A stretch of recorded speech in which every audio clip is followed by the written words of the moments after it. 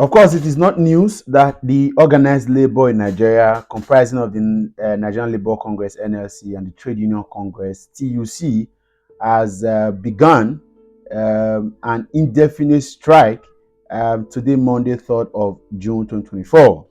They say that the strike is in protest of the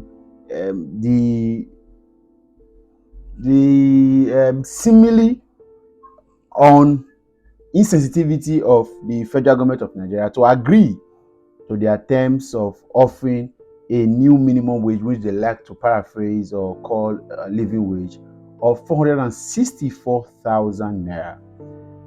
You recall that at the last meeting with the presidency that broke down in deadlock, the presidency could only offer a meager 60,000 naira, which is like a that they could best offer. So the NSC and the TUC are insisting that it must be 464. While a lot of analysts are saying that the 464,000 is outrightly outrageous and insensitive, considering the inflationary economy that we live in with all its component issues. A lot of persons are also saying that the presidency have also not shown a whole lot of regard for the workforce if they continue to peg their negotiations to only 60,000. A couple of persons have been involved. The Senate President and the National Assembly has tried to step into the issue, but then the NLC and TUC have been very adamant to listen to other appeals. I watched a video where someone had said, I think it is TUC president, that said that they had given the presidency 5 months, right, at the beginning of the year 2024 to the end of May for them to push this. And that's where the problem lies. You see, I agree that it may not be actually possible in reality right now that the presidency agrees to pay 464. It may be a gradual process. The goal is very visible, and with no distant time we'll get there. But presidency in Nigeria has shown insensitivity, gross insensitivity. In this period where you have taken over government and you have seemingly told the people that you came here to renew hope to them, you have been quite insensitive. We have asked that the Oronsai reports, and then even though on paper you have said that you have done all this, but these agencies are still functional, these ministries are still functional. We still have a proliferation and how do I put it? A way of several duties being done by several agencies, or one particular task being done by several agencies and ministries. People have asked for cost of governance, you refuse. 140 or 60 million naira was spent in purchasing cars for members of the National Assembly. And when we asked National Assembly members, say we should keep quiet, that they just bought one, we should ask ministers are free of that range on their convoy. That being said, a couple of months ago, 90 billion naira was marked to subsidize Hajj fares for pilgrims to Mecca. And this is not just making it sound as if it's only the Muslim guys that even the Christendom also hear that when it's time to go to Jerusalem, government also subsidizes. So there have been quite a handful of insensitive actions that government has put forth. So when you now say that there's no money or you cannot do it, it makes it really not possible. And like we all requested at the beginning of this administration, even if you were not voted for by the people, one way to show to the people that you understand their plight is to cut down cost of governance and focusing on the real deal. Whereas government is spending so much money in trying to build a coastal highway that doesn't in any way currently remove people from poverty. Even if I understand the economic viability of the coastal highway, for example, but how does it start to put people from poverty? Nigeria is the world capital, is the capital or the headquarters of poverty in the world. A coastal highway is good for economic viability, but it doesn't put people out of poverty. That again begs the question, indeed, is it that these guys are wicked or they don't know what to do? Because you've had time, you've had opportunities, you've had chances to have shown to the people that you are sensitive enough to their plight and you are making plans to getting them better. In fact, you have increased taxes And that's how your own plan is to increase taxes and levies. Taxes have been increased from power to all forms to VAT everywhere. And then it's looking like you came to just collect tax so that you can use tax to take care of the country. Another point you borrow, but we are asking the most important thing.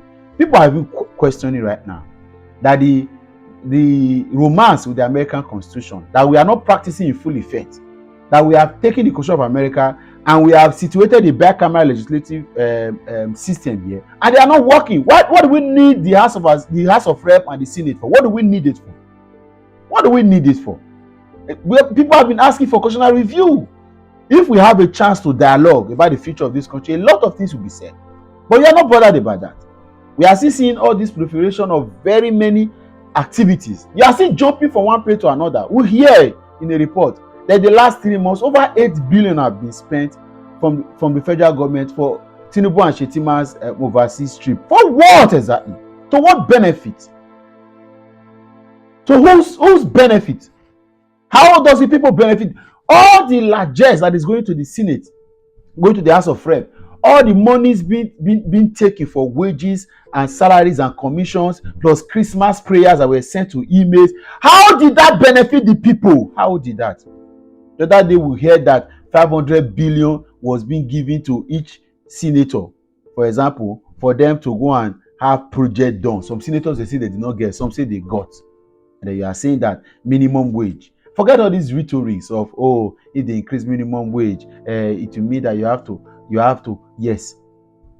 And that's why some of you politicians will sit back and challenge people that are opting to travel out of the country, because you still want to have cheap labor. You still want to be able to pay your gardener 25,000 in a month. You still want to pay your cook 50,000 in a month. Whereas none of these things I've mentioned now, anybody working outside of the shores of Nigeria earns it in a day. Conveniently. What is 25,000? What is 50,000? Even if there are taxes and bills to pay, if you have multiple of that come and you pay your tax and you pay your bill, even if it is 500 euros or dollars or pounds, as it were, that is left for you at the end of the month, that's still millions of naira in, as it were. So what are we not talking about? Again, I think that there should be a level playing ground. There should be a compromise from both parties. But anything less than 115,000 naira is still a mirage, because you see, cost of living has increased, cost of livelihood has increased. So a comedian said that cost of living is killing the living. So how do you expect workers to keep working and using 30,000 or 35,000 like it? And some states in Nigeria are yet to even meet up. They will just play, and then somebody is taking home millions of naira. Let's even leave corruption and embezzlement. In legal commissions and wages and salaries for some of these guys, some people are moving millions of naira for just a job you came to do for 4 years and ask for the election. Right?